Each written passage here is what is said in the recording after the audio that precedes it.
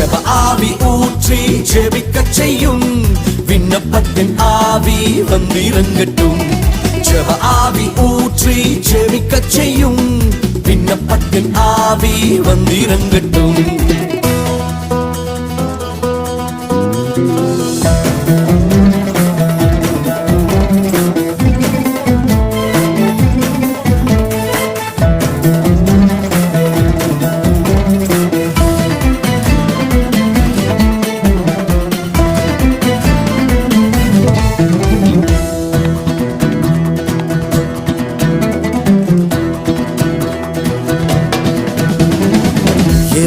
நடுவிலும் தானியேல் போல வைராக்கியமாய் நான் ஜெபிக்கணுமே.